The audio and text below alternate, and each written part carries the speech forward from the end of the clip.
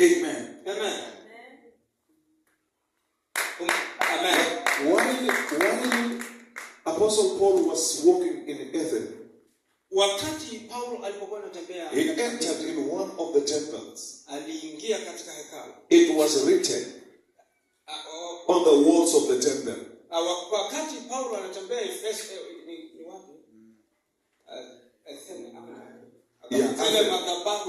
wapi? It was written kwa Mungu asiyejulikana, to unknown God. Kwa Mungu asiyejulikana. People are worshiping there. Watu walikuwa wanaabudu pale.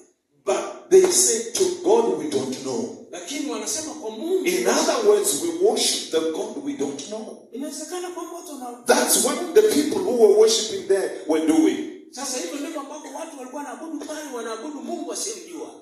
But today, leo, I am here. Niko hapa to change the writing. Kubadilisha hayo maandishi kwa Mungu asiyejulikana. God we know.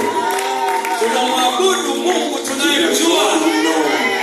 Kwa Mungu anayejulikana. To the God we know. Kwa Mungu anayejulikana. Hallelujah. Hallelujah. I've known God. Nimemjua Mungu since I was young.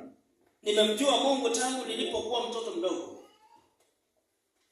When I was 16 years, nilipokuwa na miaka 6, I got saved. I got saved. When you were 16 years. 16 years, miaka 16.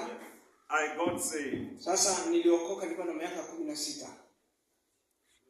When I was 18 years, sasa nilipokuwa na miaka 18.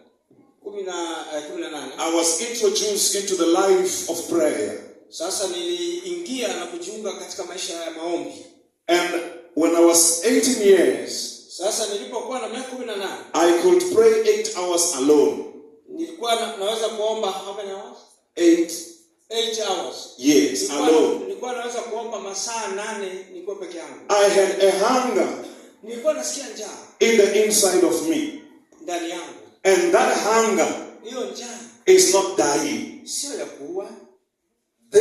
And the hunger, it is the one that makes a Christian wants to know God. Because we cannot have an encounter with God without hunger.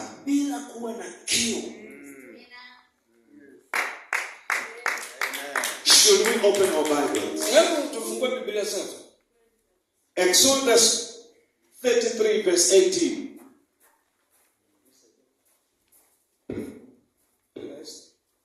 Exodus 33 verse 18.